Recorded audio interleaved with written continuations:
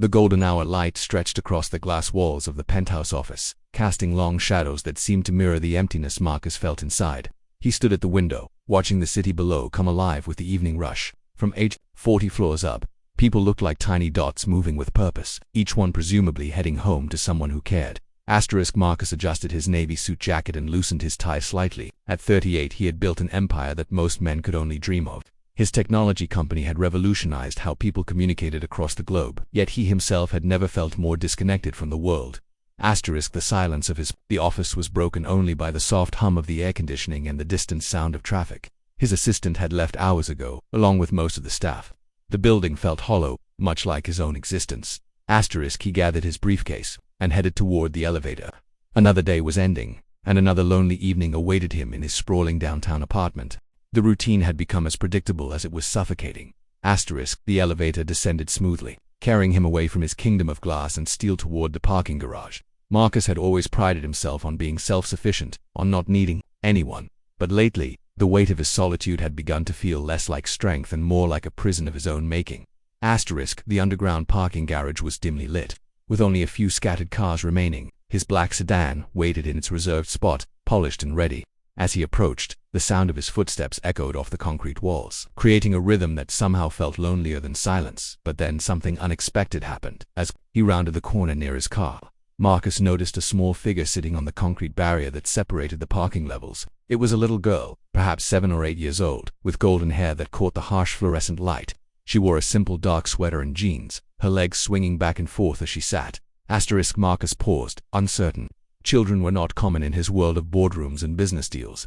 He looked around, expecting to see a parent or guardian nearby, but the garage appeared empty except for the two of them. The little girl looked up at him with bright, curious eyes. There was something disarming about her presence, something that made the sterile environment feel suddenly warmer. Hello, she said simply, her voice clear and unafraid.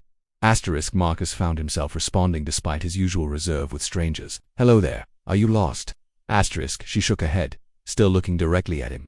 I'm waiting for my mom. She's working late again. She pointed toward the office building above. She cleans the offices upstairs. Marcus nodded slowly.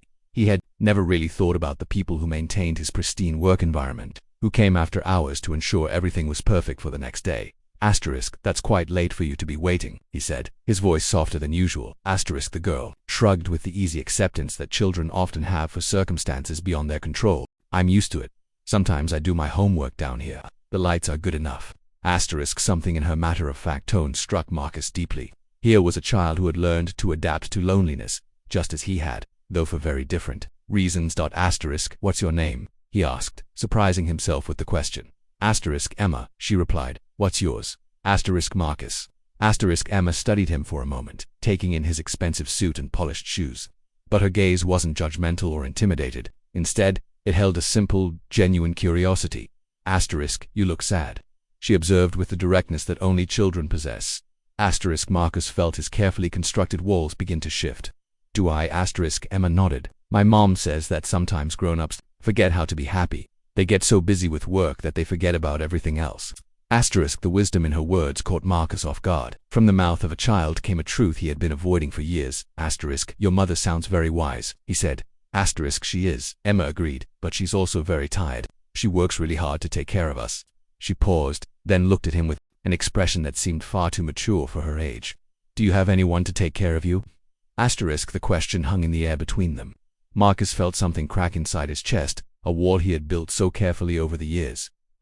No, he admitted quietly. I don't. Emma's expression grew thoughtful. She was quiet for a moment, her legs still swinging gently. Then she looked up at him with a brightness that seemed to illuminate the dim parking garage. Can you be my friend? She asked.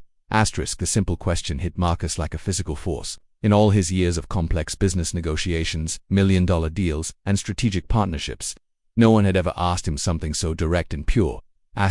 Your friend, he repeated, his voice barely above a whisper. Yes, Emma said, smiling. Now I think you need a friend, and I could use one too.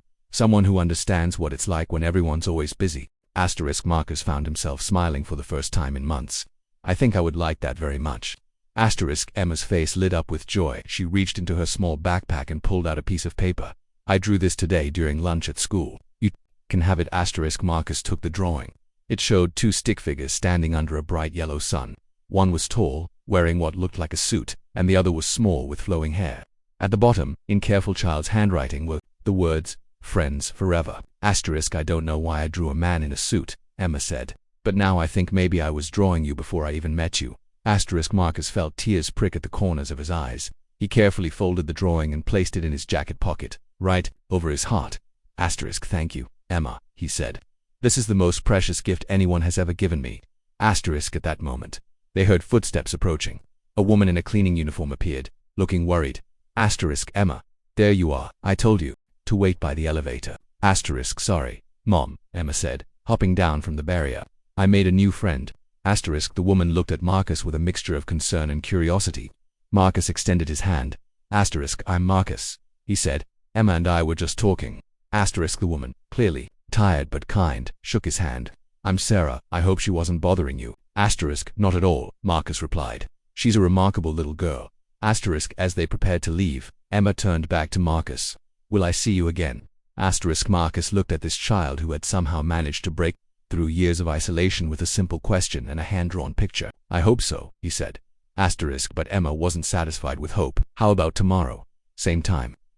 Marcus felt something shift inside him, a lightness he hadn't experienced in years. The same time, he agreed. As they walked away, Marcus could hear Emma excitedly telling her mother about her new friend. He stood alone in the parking garage, but for the first time in years, he didn't feel lonely. The next evening, Marcus found himself leaving the office earlier than usual, eager to see Emma. And the evening after that, and the one after that, their friendship became the brightest part of his days, a reminder that connection didn't require complexity, only genuine care. Months later, Marcus would look back on that first meeting as the moment his life truly began. A little girl's simple. The question had opened his heart to possibilities he had forgotten existed. In asking to be his friend, Emma had given him the greatest gift of all, the chance to remember what it meant to be human.